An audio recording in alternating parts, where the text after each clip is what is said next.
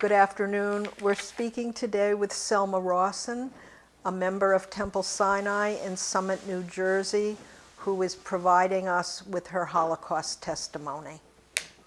Hi, thank you, Barbara.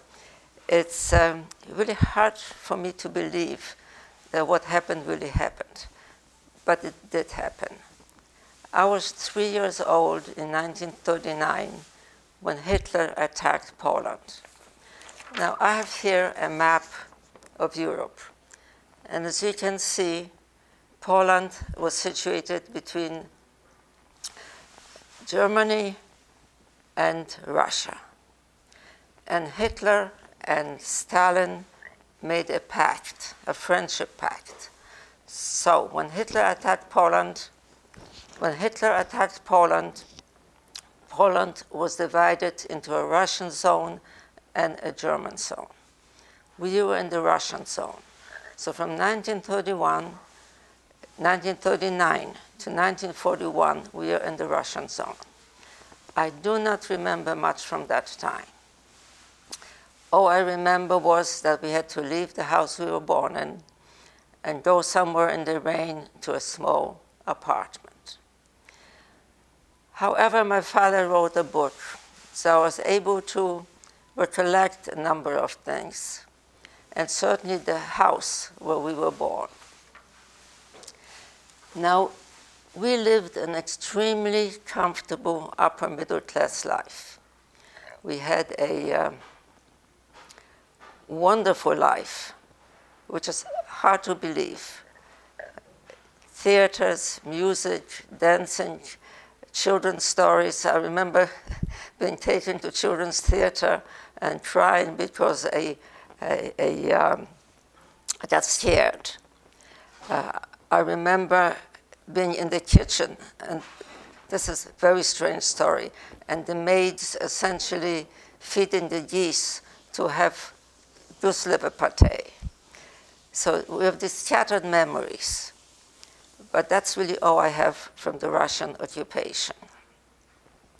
In 1941, Hitler attacked Russia, and this is the start of the Holocaust.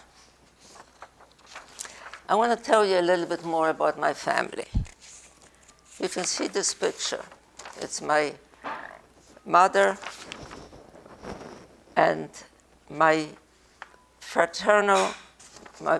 father's grandparents and grandfather. These are my parents and my sister and I. And as you can see, we were just like regular people, upper middle class people living in America today. Both my parents were lawyers, which was very unusual for a woman in her early 30s at that point of life. We went back to the town where I was born. The name of the town was Złotów, Z-L-O-C-Z-O-W. It was in Poland. Now it is in Ukraine. My sister and I went back in 1990. The house where we were born was still there. The park where we used to play was still there. But in 1941, Hitler came. And I actually remember this very, very well. Because what happened, the planes came over our city. And we saw them. They were very old-fashioned planes. They were double-deckers. And you saw what looked like strings coming down from the planes. And my parents said that these were bombs, and we had to hide. So we hid in a cellar. After a while, my father felt that hiding in the cellar was not secure enough. And he decided that we should hide in the attic of our original house.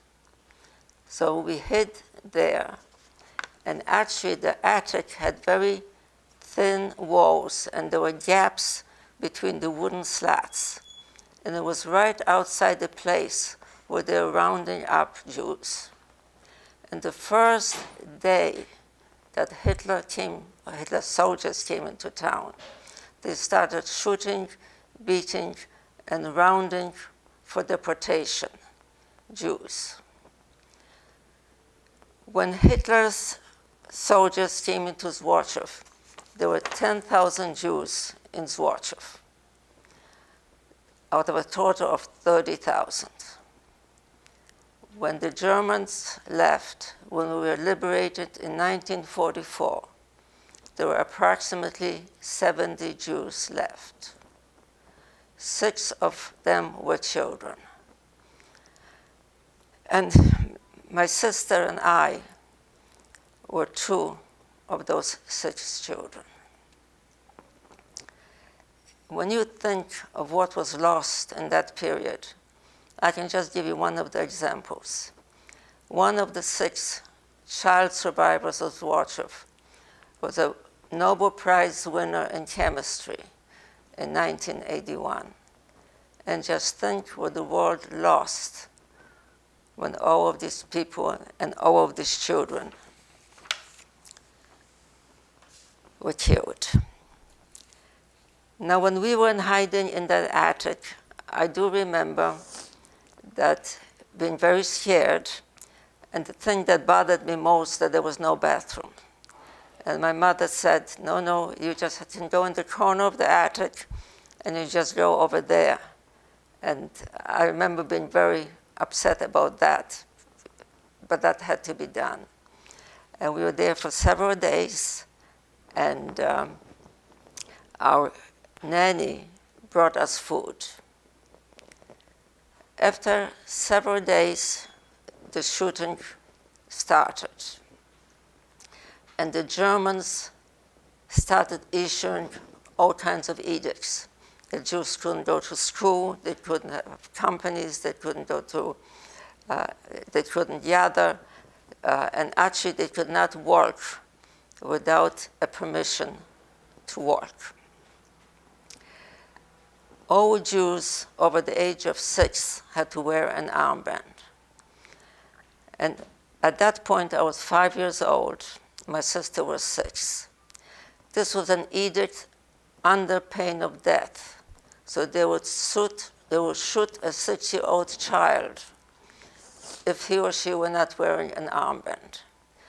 I, of course, did not comprehend everything that was going on.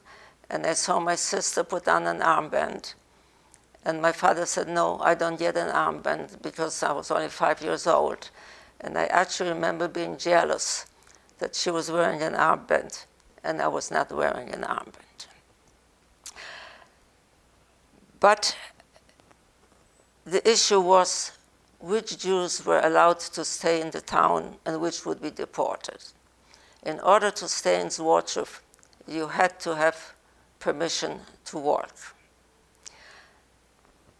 Now, when the Russians came, my grandfather, who was the owner of a factory, had to leave town because the Russians would have deported him to Siberia. They deported many, many Jews to Siberia. And the awful, awful irony of all of this is that Jews were very afraid of being deported to Siberia. But many more of them survived in Siberia than those who were left behind in Złotów.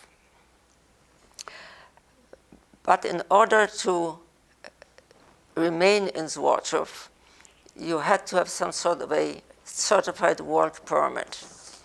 So going back to my father's factory, my grandfather's factory, even though father was a lawyer, he always worked in father's factory, which essentially had a number of printing presses and was able to print in many languages. Now, any bureaucracy has to put out a lot of paper. Now, the Germans, of course, took over the factory, and they appointed a Ukrainian woman as the director of the factory. But she didn't speak German, and she couldn't run the presses. So father was the one who could run the presses. So even though he was nominally not in any position in the factory, he was given a work permit. So he could essentially remain in town, and was able to get a work permit from my mother to collect glass and furs. And I remember her doing that, a bathtub which was filled with glass. And you have to have a certain quota that you had to, you had to give that quota of glass or you would be deported. So we remained in the same apartment we went to when the Russians. It was a two-room apartment. And a lot of Jews were forced into smaller and smaller apartments, and there were more people that were essentially sent to live with us. I'd just like to clarify something Sure. here. This was the Germans occupied originally? No, our part of Poland was first occupied by Russians. First occupied by the Russians. Now this is German occupation. All right, thank you. This is old German occupation, right? Okay. Russians gone. So father is working in the factory, and we're doing the best we can, of course. But there was not much food, and times were really tough. Now, every few months, there was something called an action. Now, I had told you like in the first few days of the Germans came, they essentially, whatever Jews were caught on the street, they were either shot or sent away to extermination camps. So every few months, this was repeated. And we had to find other hiding places. Now, what was evident from Father's book is that at that point, the Jews did not still believe that they're going to kill all of us. It just seemed like beyond belief. But soon, rumors started that even though the adults who had work permits were okay, the children were not. That children were being killed. And a few children that my parents knew, and actually that we knew, vanished. So our parents became absolutely frantic. And they tried to find good Christians that are willing to hide Edith and me. And there was a couple who said they would do it. I mean, there was tremendous risk because they would be killed if they would be hiding a Jewish child, but they were willing to do it. So Edith and I were sent to this couple, and I remember that they took one look at me. Now, I had black hair at that point, very black hair, and my nose is not straight. So I looked very Jewish.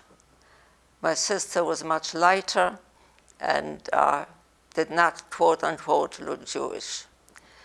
So the people put both Edith and me to bed.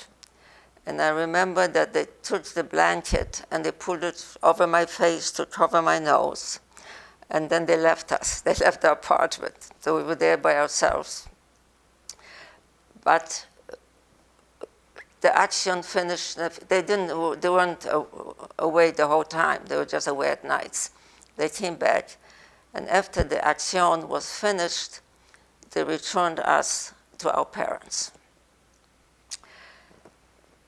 Our parents were still very concerned what would happen with us. And this very nice couple said they would take Edith because she did not look Jewish, but they would not take me. So my parents felt, well, if we save one child, we save one child. And Edith packed a little suitcase and she left. But once she got to this apartment, and the people again left her for the night, she felt she did not want to be separated from our parents and from me. And we went to visit the house where she was to be sheltered when we came back in 1990. And this was what Edith did. She jumped out of the window and went to find our parents, which she succeeded. But this was enormously risky venture, because if they saw a Jewish child running on the streets, she would have been killed. And also, if any Germans followed her to the place where our parents were hiding, the whole group that was in hiding could have been betrayed. But my sister is a very gutsy woman. So my parents were still very, very concerned what was going on. And we had an old nanny that was, believe it or not, still coming and bringing us food where we were in Złotów. And she said she would take both Edith and me. So I started crying. I didn't want to leave our parents. So what the nanny said is that she would cook a very special dish for me. There were noodles with poppy seed and honey. So I said, okay. So Edith and I went over to our nanny's house, and she made this dish of noodles with poppy seeds and honey. But I thought that the poppy seeds and honey were going to be stuffed inside the pasta. And I was very, very disappointed. You must realize I was 6 years old at this point. I was terribly disappointed, and I started crying. And I apparently cried for the next 3 days. And essentially, Nanny gave us back both to our parents and said, we will either live together or die together. We're not going to try to separate anymore. So the next thing that they tried was false papers. The idea was that we would all change our names, get baptismal certificates, and the Polish underground was helping Jews to get the false paper. So arrangements were made to create false papers. My name was going to be Krystyna Bulska, and I was given a cross to wear, and I still have that cross. It's a gold cross, ebony inlaid, with a figure of Christ on it. What we didn't know and we didn't realize, we found out much later, there was a mourning cross. But anyway, I still have that cross. So these people from the underground wanted to get our false papers done. And in the meantime, we still had contact with some Christian Polish people. And this is a place where we used to vacation during the summers. And the lady where we vacationed with was still keeping in touch with mother and father. She was still a member of the Polish underground. And she came to visit mother and father. And actually, it was mother only at that time. Father was, I guess, at the office. And mother did not think that going on false paper was a good idea, because I was so Semitic looking, father was Semitic looking, and what I didn't realize at that time, of course, that because father was circumcised, they would always be able to tell that he was a Jew.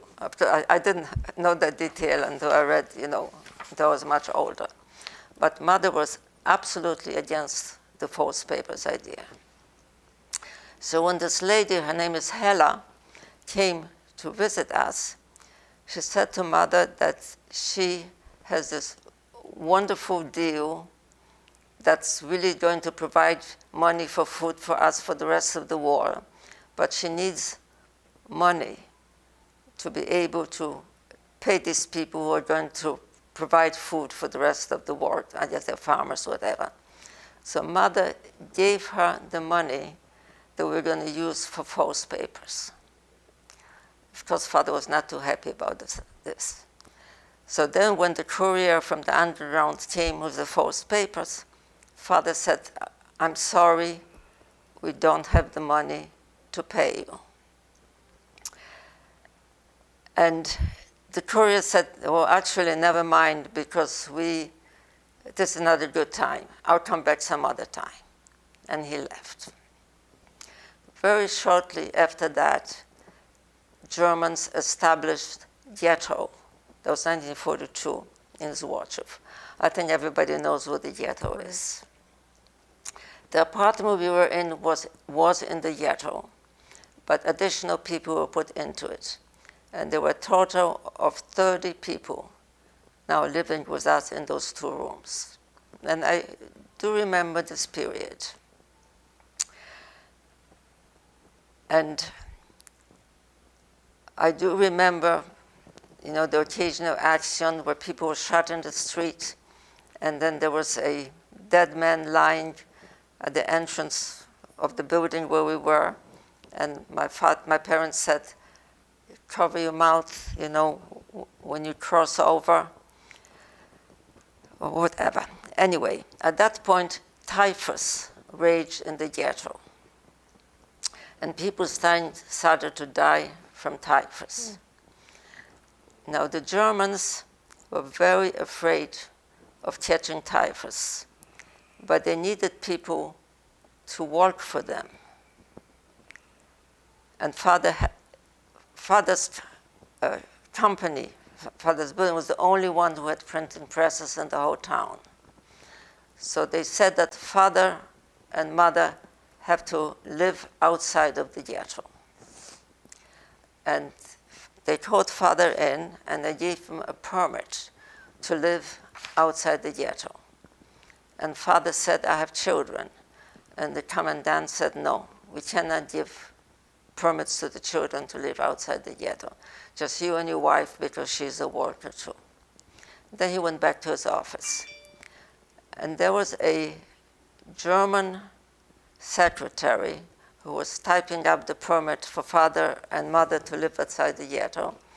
And the father said to her, we are not leaving the ghetto without the children. So this middle-aged German woman looked at the father, took the permit, put it back in her typewriter, and she added, und 2 Kinder, which means and 2 children. So essentially, Edith and I and our parents' lives were saved at that point by a middle-aged German woman. So we were living outside the ghetto, but rumors were there that the final solution was coming. And one day, there was still some Christian people who were in touch with Father, and they said that the ghetto is surrounded. Everybody will have to go. Everybody will be deported. And of course, we now know they were all deported to either the killing fields or to Auschwitz. So we were in a hiding place outside the ghetto. And what I heard was that, and again, some of the things that I didn't know about at that time, but I learned about later, that Germans looked for Jews who lived outside the ghetto. But there were 2 lists. There was the Gestapo list and there was the Wehrmacht list. And we were not on the Gestapo list. So they rounded up a lot of people who were outside the ghetto, but they didn't get to us. So we were in the cellar, and Father had cyanide. He had cyanide for all of us. And it looked like, it was pretty much the end. At that point, there was a knock on the trapdoor leading to the ghetto. And the woman, at whose house we spent summers, and to whom Mother gave the money, came to say, come with us, come with me. The war is not going to last that much longer, which was not quite true, but she just felt that, and she was hiding a couple more of our cousins there. She said, I can't let you perish like that. And I remember this very, very clearly. You know, we were in that cellar underneath.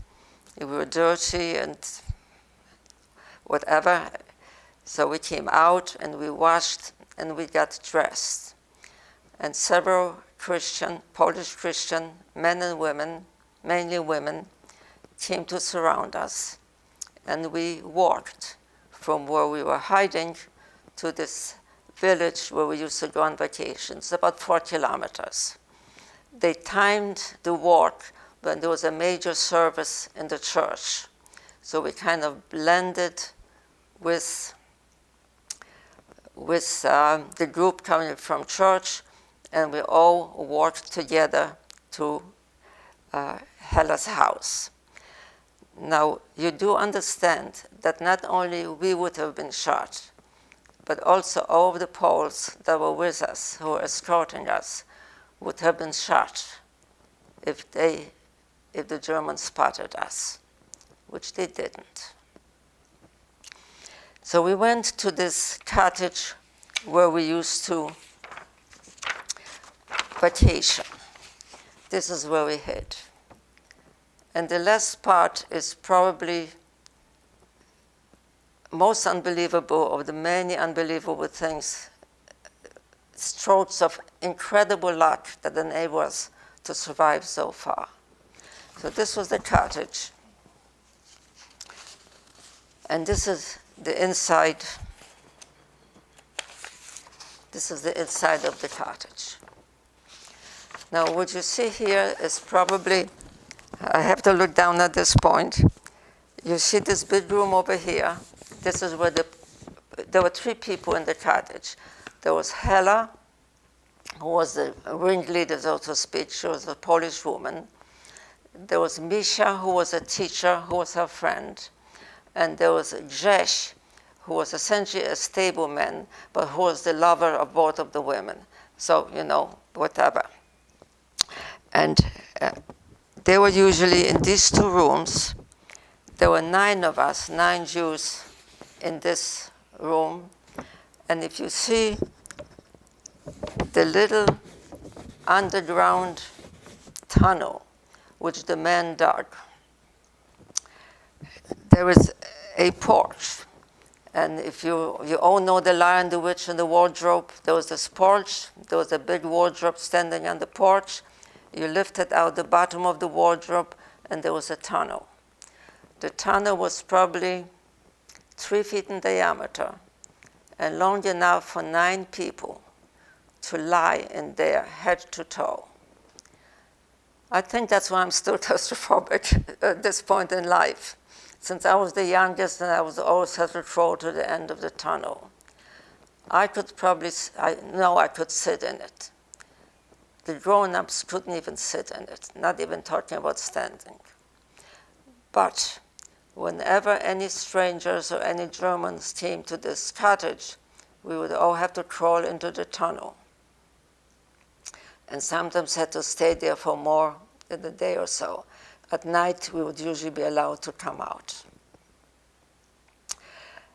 And essentially, this is the way we lived for 15 months. We never went outside. And there were some periods toward the end of our stay in hiding, which were even more dangerous, because the Germans were quartered in this room. And this was really unbelievable. The Germans were usually out during the day. They were also very afraid of Polish underground and the partisans. So they tried not to be too suspicious, but they had a very good kitchen. And actually, we were able to get some of the leftovers or some of the food from the German kitchen. It's really incredible that the Germans didn't have dogs, and they never asked to look at the entire building. I think one of the reasons was that they were our Polish-Ukrainian saviors acted very friendly toward them, and so the Germans had no suspicions that they could really be hiding Jews.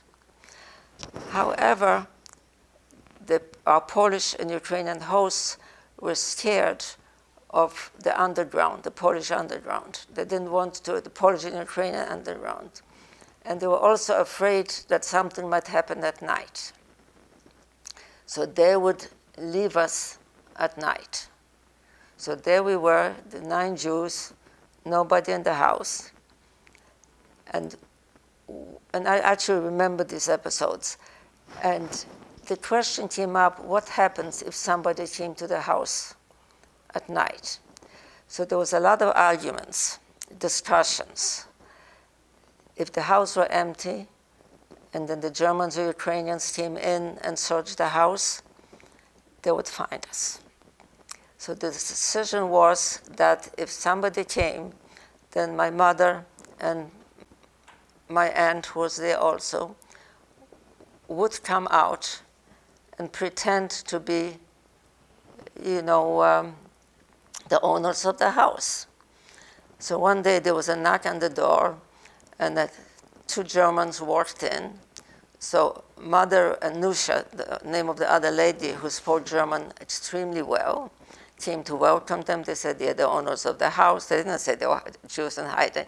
They had this wonderful conversation, and the Germans complimented them, how well you speak. At which point, Nusha, the cousin, panicked. She realized that it's very unusual for a Polish woman to speak German so well. So she ran back into hiding and left Mother to take care of the Germans, which Mother did extremely well. And that was that. Then when the people who were hiding us came back in the morning, Mother told them what happened. And then Mother went back into the tunnel. The 2 Germans came back. They said, where are those 2 wonderful ladies that we saw last night? So Hella said, oh, they're my cousins, they were visiting, they're now gone back home. And the German said, oh, what a shame. And he said, I think they brought them some food. They liked them so much, they brought them some food. So this was the type of incidents that could happen. There was another incident when I mentioned there were 3 people hiding us, and I do remember this one. The man, the Jesh, got hysterical. I don't want to hide you anymore. I'm going to run out now and tell the Germans where you are, which was crazy, because since he has been hiding us for a number of months, he would have been shot and the 2 women. And I remember Father running out after him, out of the house, and catching him and dragging him back. So those 15 months for adults were incredible. Mm-hmm. But what's so incredible also is how our parents protected us, Edith and me, and there was another little girl. And actually there was a young man also with us, who was 8 years older than we were, who probably saved the sanity of our parents. He later became a playwright in Israel. Because all during that time, our parents had lessons with us. They taught us to read, to write, history, geography. There were a number of books that we read, and we were extremely well educated. They taught us stories. They played games with us. If you can imagine not being able to leave a room for 15 months. And I think generally we were incredibly well sheltered, which is not to say that my sister and I didn't talk to each other and to this other little girl. I think I mentioned to you that this is the killing forest over here. So we would hear the shots, and I would have nightmares. And in this 9-person room, there was 1 bed, and my grandmother and the oldest and the youngest, were in that bed. and it was a 4-person bed. And I remember having nightmares and thinking there were devils standing on the doorposts of the. And then we were whispering to each other, my sister, our little friend, and I, what could happen if the Germans found us? Could we pretend that we were Catholic? And the answer was, girls can, but boys can't. And we did not know why. But so there was an underlying fear, always. But we were also, I think, incredibly well protected by our parents. I had mentioned the Chilling Forest. That was that little area behind where we were hiding. And we photographed it when we went back in 1990. Now, the people who saved us, I had mentioned their names, probably strange sounding names, but Hella and Jesh, both of their names are in the Yad Vashem and in the Holocaust Museum in Washington as being righteous Poles. And actually, I didn't know that. I went to the Holocaust Museum and I was looking at the wall of righteous Poles and I found her name. So then my father must have sent it into them. Now this is what my parents looked like after the war. And father had very, very bad ulcers, and he had a couple of hemorrhages, which were very dangerous, but fortunately he was able to survive them. As I mentioned, we came back in 1990. We heard there was one Jew left in Złotów, one Jew out of 10,000. And we could not find him. Somebody said that he was sick, he may have gone somewhere, but essentially what Hitler wanted for Złotów to be Jew-free, he essentially accomplished.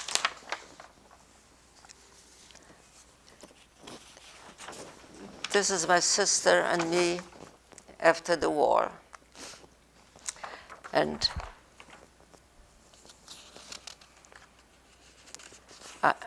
us and our parents after the war. So after we were liberated, which was in July of 1944,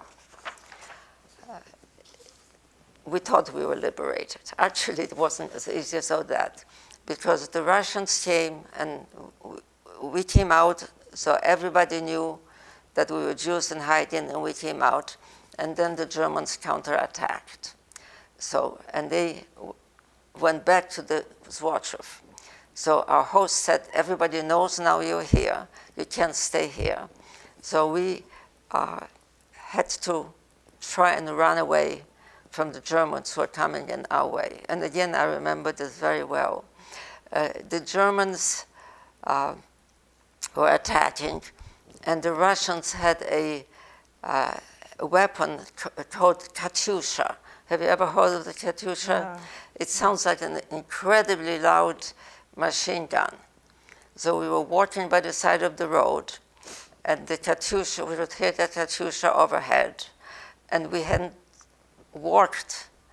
been outside for 15 months. So my grandmother at that point was in her 60s, and adults could hardly walk. So we were staggering with a few bundles on the sides of the road. And the children, we did better.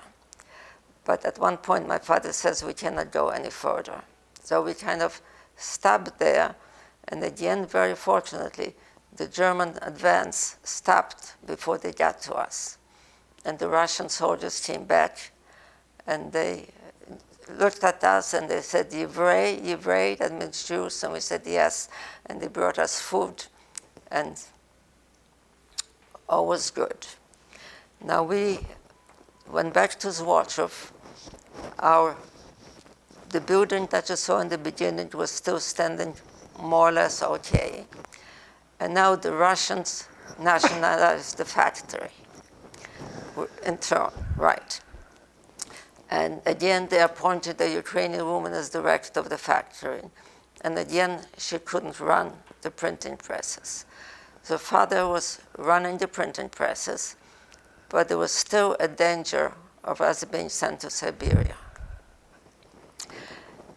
Now, at that point, where we were born, which was Poland, now became Russia. And Russians were allowing people in that part of Poland to move to the western part of Poland, which was taken away from Germany and given to Poland. So we essentially came out, when we came out of hiding, father took start of the situation. As I mentioned before, there were 70 Jews left out of actually it was more than 10,000 because they brought some more Jews into Złotów because we had the railroad cars that would take them to the extermination camps. So the question is, what happens next? Now, what I didn't mention, I really should have, that we survived, my sister and I, our parents, my father and mother, and my mother's mother. My father's mother died of typhus, which she contracted in the ghetto, but we were already living outside the ghetto. The question was what happened to our grandfather, who had gone to Lvov to try and save himself. And we weren't sure for a very long time, and father kept looking for his father for years. But we eventually did get enough witness testimony that grandfather was caught in one of the last roundups and took cyanide on the way to Auschwitz. And my grandparents were in their very early 50s when they were killed in the Holocaust. My father was not too enamored of the Russians. So as soon as we were liberated, we were going to try to somehow make contact with America. Now this part is, I'm going to tell you, is very hard. But after the war, it was not safe for Jews to be in Poland because there was still a lot of anti-Semitic feelings among the Ukrainians and even the Poles. We still had the false papers. So we actually left Złotów and we traveled on false papers to make our way to the United States. We went through a number of towns. I'm not going to go through all of that, but eventually wound up in a town called Cieszyn, which was on the border of Czechoslovakia and Poland. And that was the only time that we were ever in school. We were enrolled in several, and I was in the third grade, I think it was fourth, something like that. And of course, we were Catholic. We were on false papers. So we were being prepared for First Communion. Now, I was absolutely terrified that if I, a Jew, had to take the First Communion, then this would be a terrible sin, and I would burn in hell forever, not only in the Christian hell, but probably in the Jewish hell, assuming there is a Jewish hell, I don't know. So I was very scared, but I was a very good student of the catechism, and I'm still very, very sound on the Catholic dogma, I must admit. The other thing that father was concerned about is they were indoctrinating children to essentially spy on their parents because this was now dominated by Russia. And I must say they were a little afraid of me because at that point, we put on the white blouses and the navy blue skirts and little red kerchiefs around the necks, and we could, we were Russian pioneers, and we could, march in parades, and they were told, well, your parents sometimes may not know all the good things about Mother Russia, so make sure you tell us if they say anything against Mother Russia. So our parents were terrified. We the children, I think my sister suspected some more. So we had to get out of Poland. How do you do that? You have a day pass to cross from Poland to Czechoslovakia, but you had to return the same day. So what was done is we did this several times, and I was the smallest and thinnest and the most innocent looking of everybody. So I was the smuggler. I was the number one smuggler. What they did is they made these belts, which they put some papers in, and jewelry and maybe money, and they put it on me, and I would hop skip across the bridge, and would spend the day in Czechoslovakia, and then we'd come back. And then one day we crossed, and we didn't come back. And we made our way across Czechoslovakia.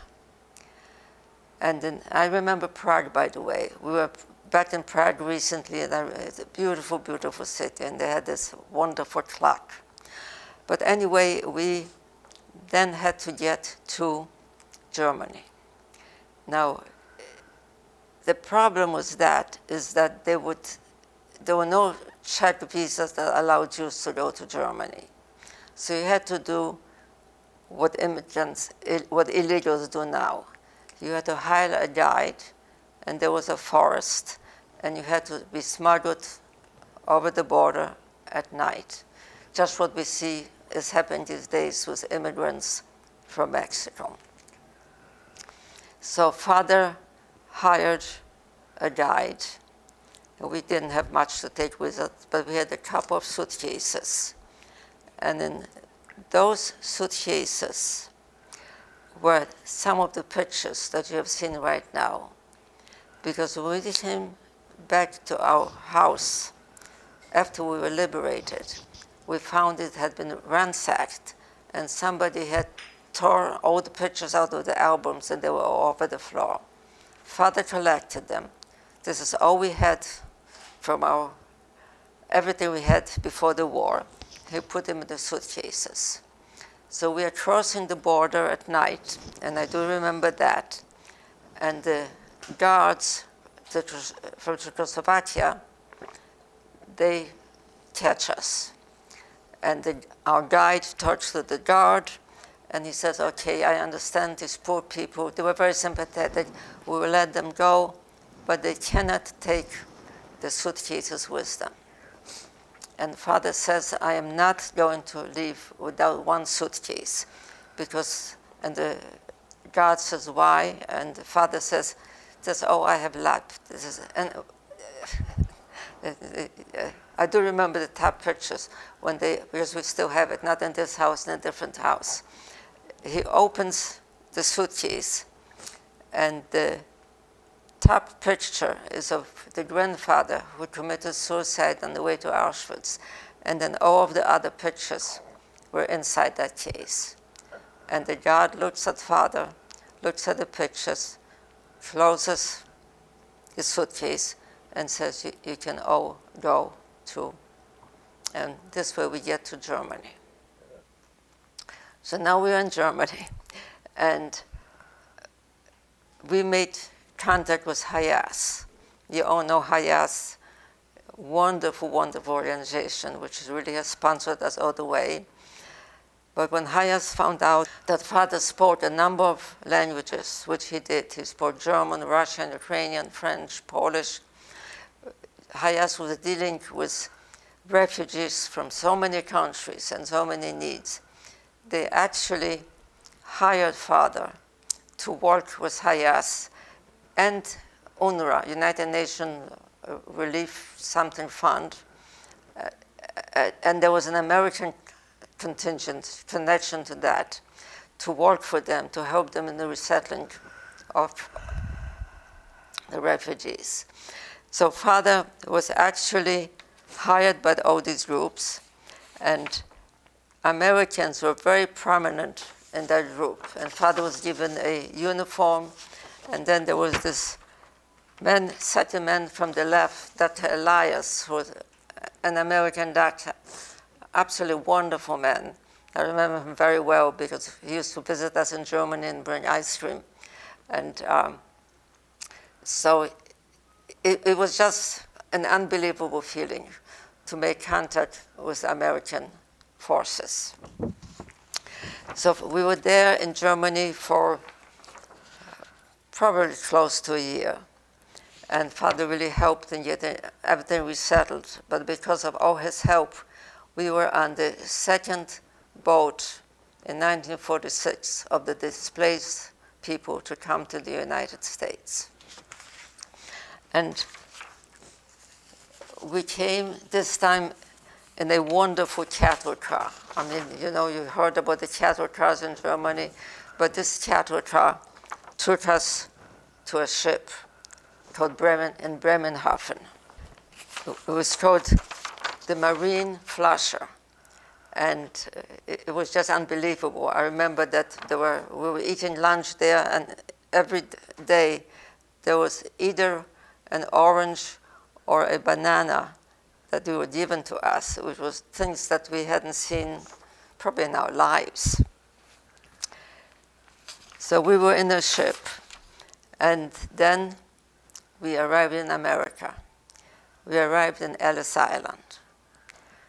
And there was a big story about us in the newspapers, that we were like the only, quote, nuclear family that survived, because Mother and Father and Edith and I were there. But my grandparents didn't survive, and so it was really being told that the nuclear family survived, you know. And then there were a lot of questions. How did we survive? Why did we survive? And I really probably took a while for me to really realize how extraordinary our parents were, how brave, how ingenious, how they managed when we were, you know, before the ghetto, in hiding, afterwards. And Father said, would refuse to take credit. He said there were just as many people who tried to do what we did, I did, Mother did, who could do it, but their luck just ran out. It was, you know, you all know I'm an engineer, by the way, my sister's a doctor, and also the questions, why did we choose the professions that we chose, is because and this was, I'm sure, subliminal suggestions from our parents, those professions travel. No matter what country you go to, you can always find a job as an engineer or a doctor, even if it's a technician or whatever. Our parents' law degrees were worth nothing. But I must say, when we came to the United States, they get jobs immediately. My mother, the lawyer, had a little deli. You know, my father was working as a night cashier in a Horn and Hardart. And he went back to school. He got an MBA. He wound up as a vice president of you know, a major corporation. So this country has been so wonderful for us. I know we're not perfect. The country is not perfect, but you have to see, you know, the other side. And that essentially is the story. Well, you are, and your sister, are examples of the most incredible kind of resilience, given what you went through as young children. And I think the power of love in your family your parents and the nurturing. I think the fact that our parents were there, because thank God that parents didn't succeed in giving us away, because I think that really, I have to give all the credit to these extraordinary people that sheltered us and nurtured us. And I mean, I still am somewhat claustrophobic, but you know, what do you expect, right? But, you know, one of the things that Mother said when we had to, you know, give up our possessions, I'll never get attached to possessions again. Mm-hmm. And essentially, that's the way I feel. It's all people. Thank you. And thank you for allowing me to tell the tale. Let me just make one final comment. Yeah. About 2 weeks ago, I have a grandson who goes to Rowan University. And he is a member of Hillel, and they have a Holocaust a center there. And his name is Alex, and he asked me to speak to them. And we did. And there was a large group of young people. And they're very much involved with the Holocaust Center, and they're very much conscious of the Jewish Holocaust, but also of the enormous amount of killings that are going on all over the world.